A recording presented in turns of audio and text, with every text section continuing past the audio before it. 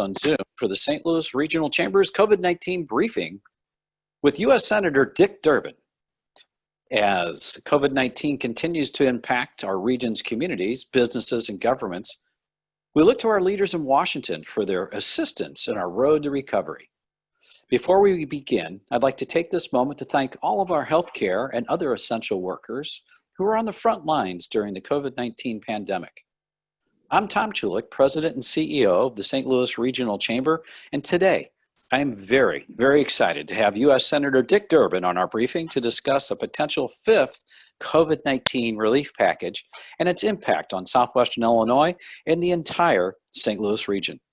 I'd like to thank Senator Durbin for his continued support of the St. Louis region and for taking the time to join our virtual meeting this morning.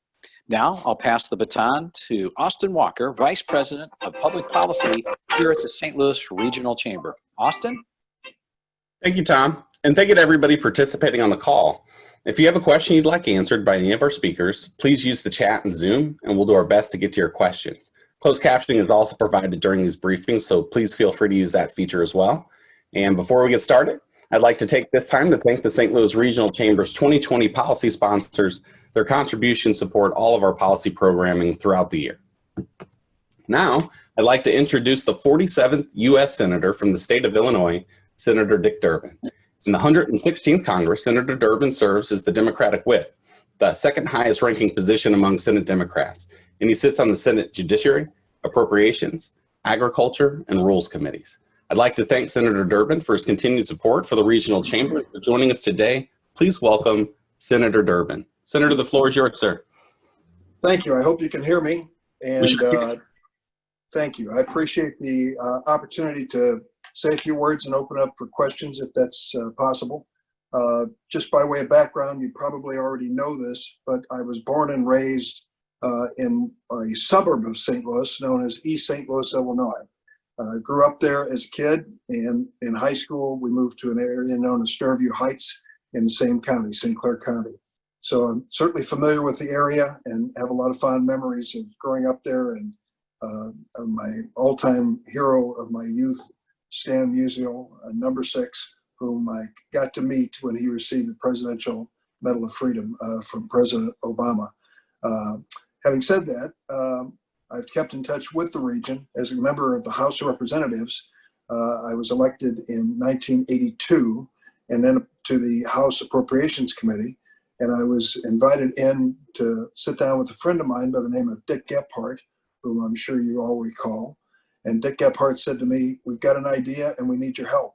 I said, "My help? I'm brand new here." He said, "You may be brand new, but you're a member of the Transportation Appropriations Subcommittee, and we want to build something called MetroLink." Well, we did. Jim Smith was involved in it and still is to this day working to represent the region. And we created a bi-state, bipartisan effort, which I think has had a dramatic impact on the area. A few years back, the St. Louis Post-Dispatch, I believe, did a survey in the region and asked what are the most significant elements when it comes to the economy of the region. Well, MetroLink came in either number 1 or 2 with the major universities that serve the area. MetroLink, of course, has been changed and expanded over the years, now stretching all the way out to Scott Air Force Base. I hope the day will come in the not too distant future where we can consider other expansions, but certainly at this moment, it's not the right time to discuss it. Anyway, I tell you that by way of background, that I've was raised in the region. I've been involved in the region. The most recent undertaking is worth mentioning, particularly in light of the public health challenge that we face.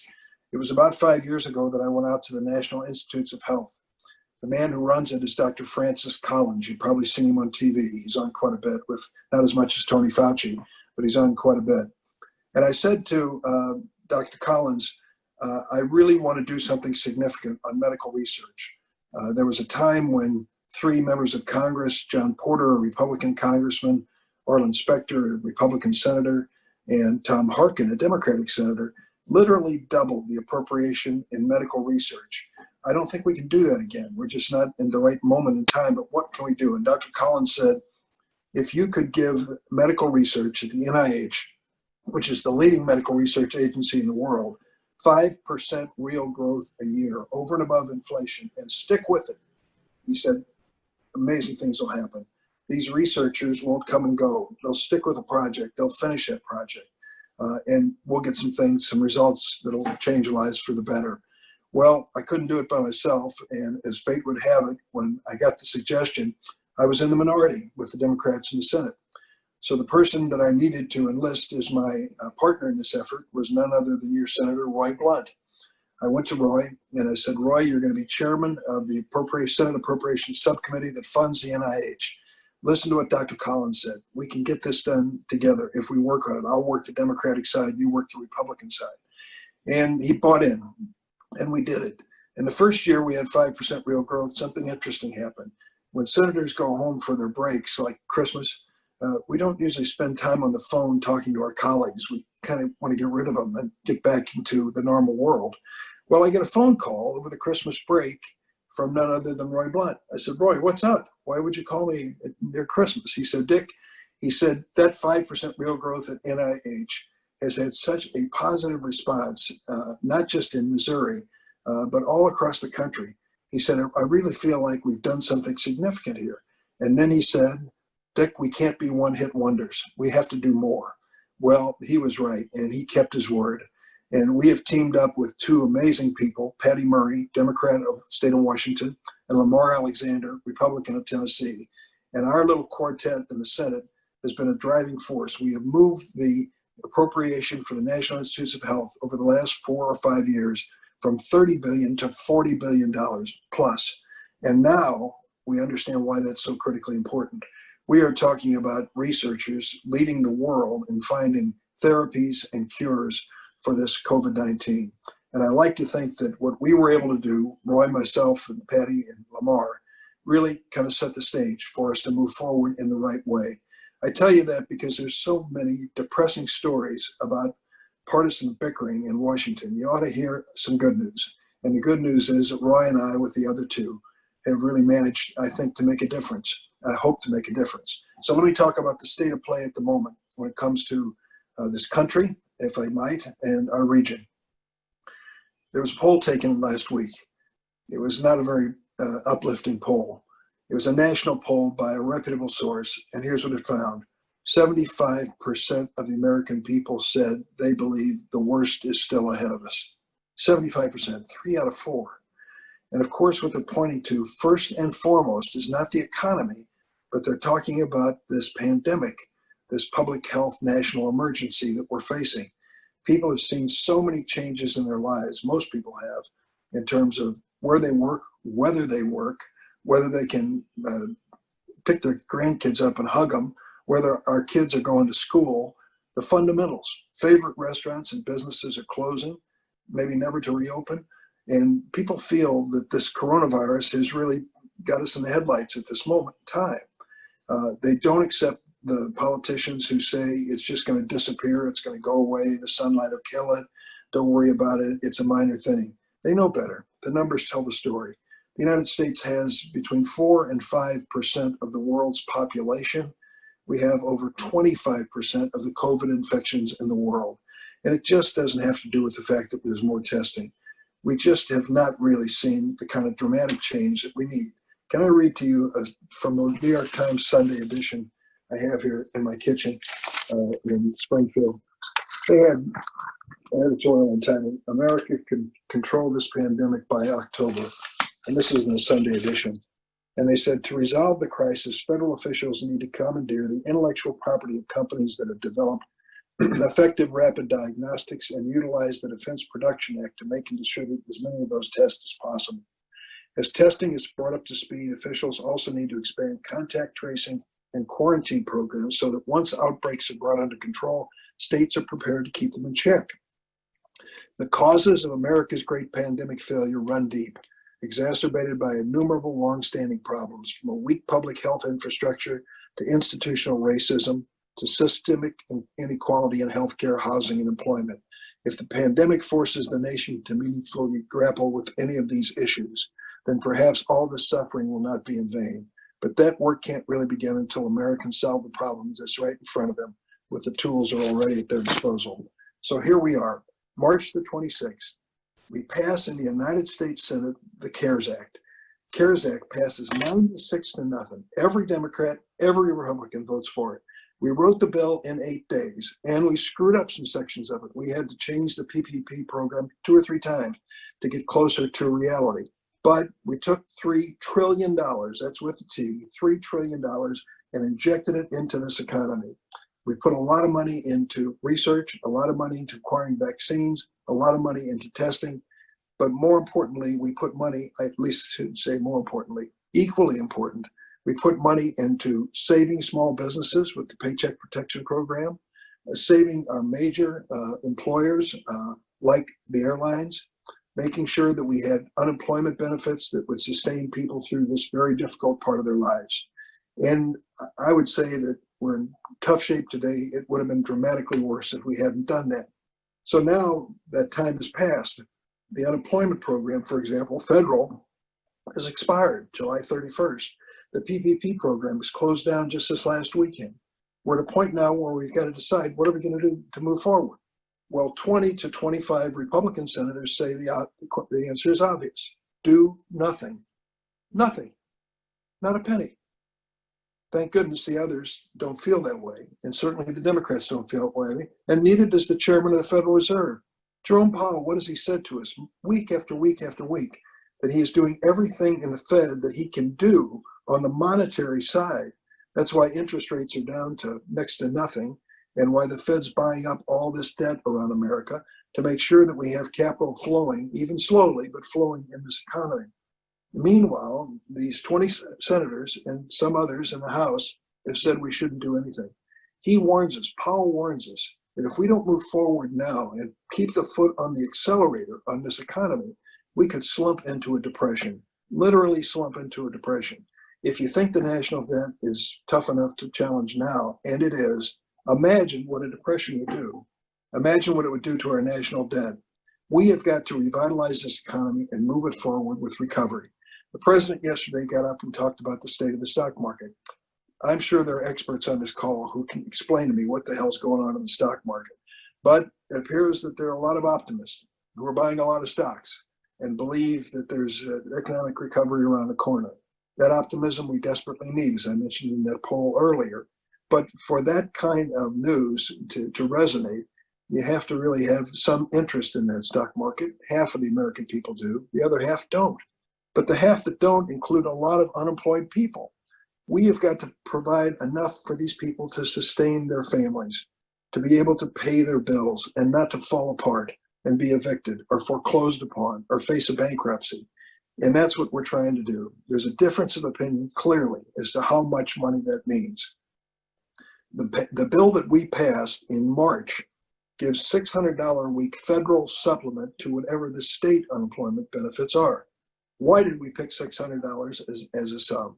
Well, I'll tell you why, and it had probably as an explanation you may not have heard before.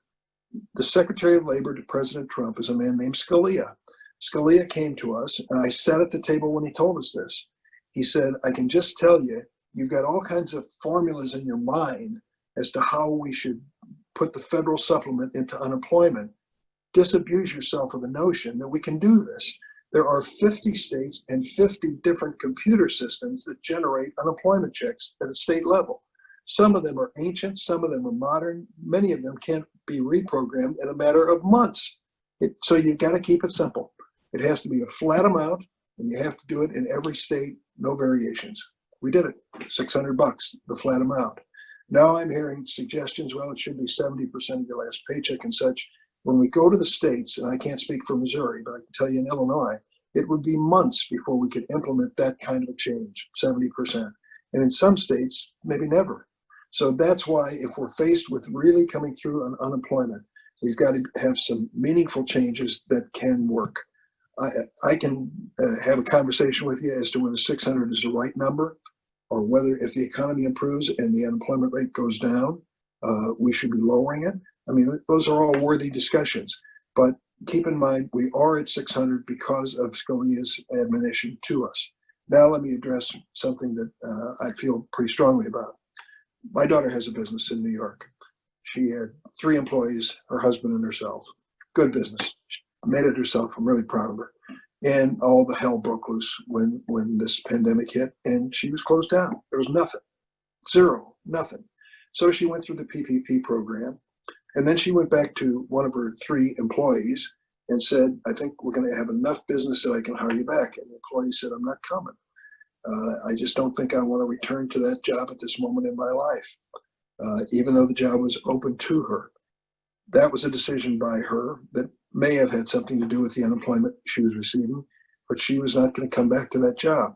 When you look overall, there are between 4 and 5 unemployed Americans for every current job open, 4 or 5 unemployed. So this notion that $600 has people back relaxing on their couches and not interested in working, I don't think is true.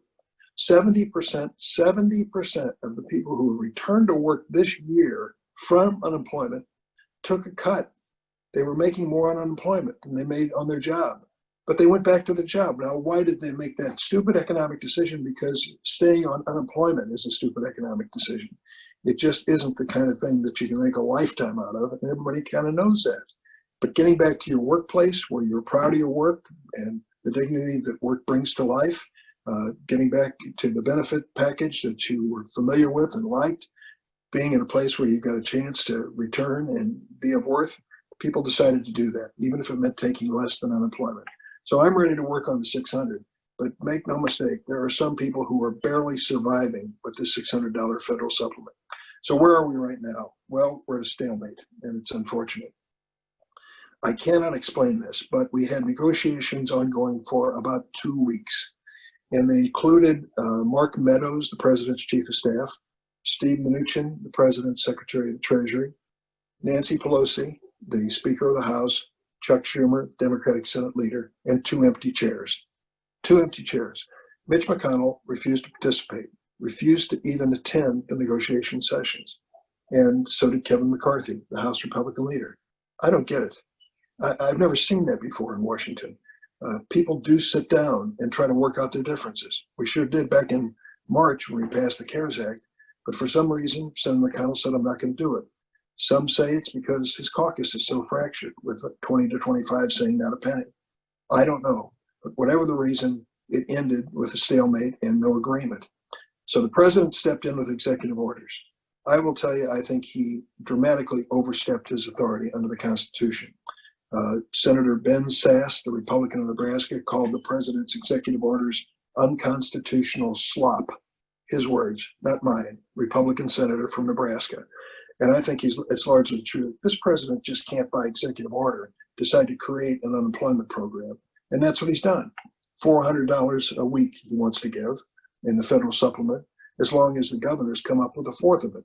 Well, I don't know the situation in Missouri, but I can tell you in Illinois, we had our problems before this pandemic. We are now $10 billion behind in revenues because of this and added expenditures. My guess is Missouri has a similar situation. So the notion of supplementing the unemployment pay, there may be a way to do it with leftover CARES money, but it won't last very long. This is not the answer. The answer really means we have to sit down again and try to work out a bipartisan compromise. And the sooner, the better. People are not getting their unemployment checks. There's going to be real hardship in some of these families. Half of the people that were receiving unemployment have exhausted their savings. Nothing's left. They've sold something of value. 40% of them have sold something of value to pay a bill. And many of them say, I'm not sure I can make that next utility payment. It's a real time of deprivation and hardship for these families. So I hope we can move forward and see our way through this. Let me stop at this point. I've spoken probably too long, but I'd like to open it to any questions that you all would like to ask me. Thank you, Senator Durbin. Really appreciate that, and really appreciate your time. We want to be respectful of that, and also, you know, you're mentioning of working across the aisle with our delegation in Missouri. We really appreciate that with Senator Flint. You mentioned NIH funding, which really helps our region. It fuels our universities here as well. So thank you, sir. Leader McConnell has said that a COVID-19 liability protection package is a red line for Republicans. Many in the business community think liability protection is essential for reopening.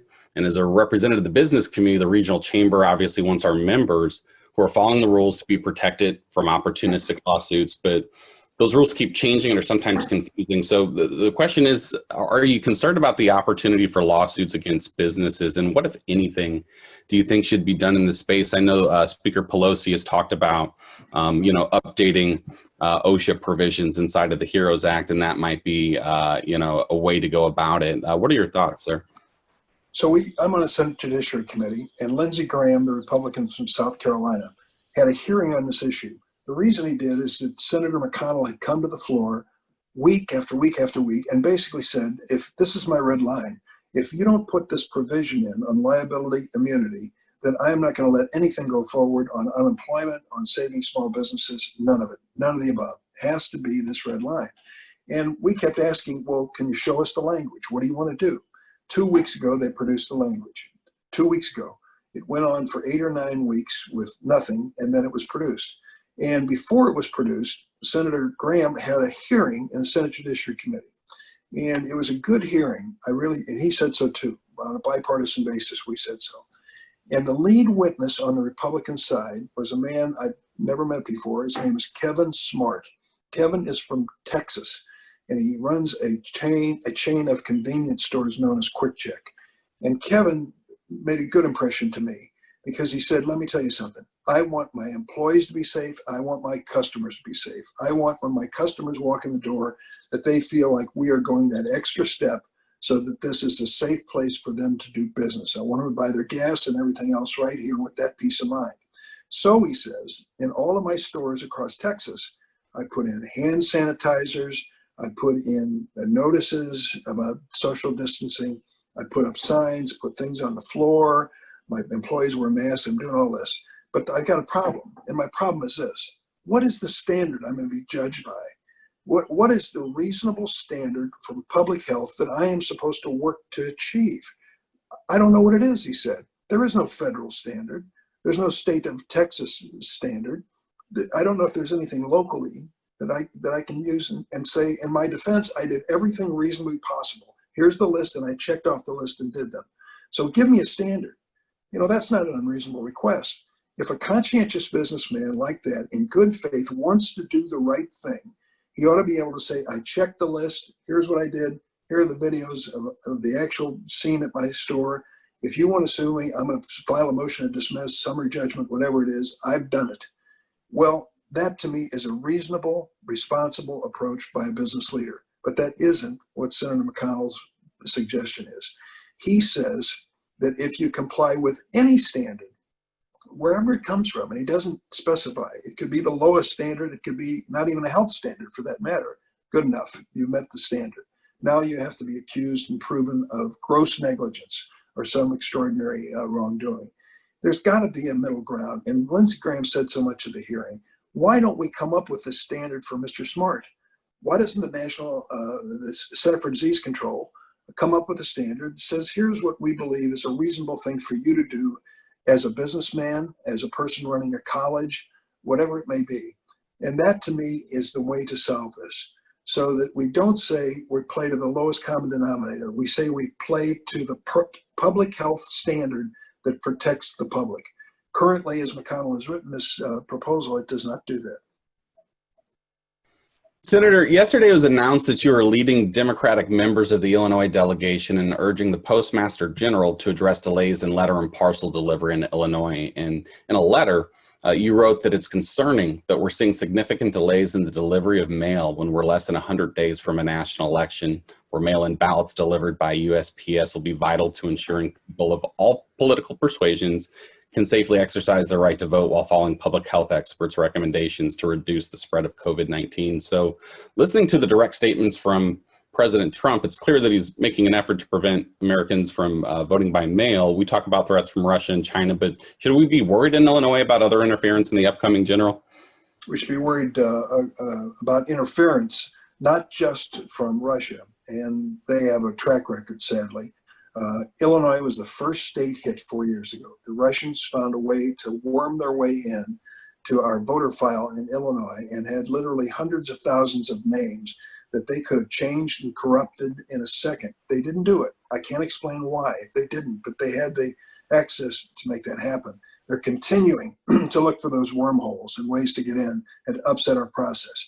They want to do it in terms of our voter file, in terms of our voter machinery, but they also want to do it in terms of just public sentiment.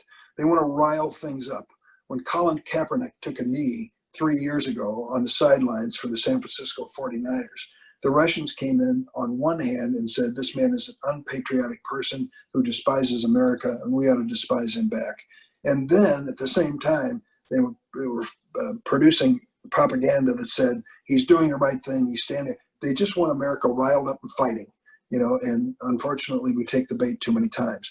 When it comes to this situation, it's not just Russia, it's China and it's Iran. Those three in particular that we know of that are trying to do things. We have an effort underway, classified briefing last week, through our Department of Defense and intelligence agencies to fight back. But give me a minute on the Postal Service. The old cliche is if the only tool you have is a hammer, or so forth and so on. Well, as a politician, naturally, I look at the Postal Service and say, what impact is this going to have on the next election? Happen to be on the ballot. What impact is it going to have on the next election?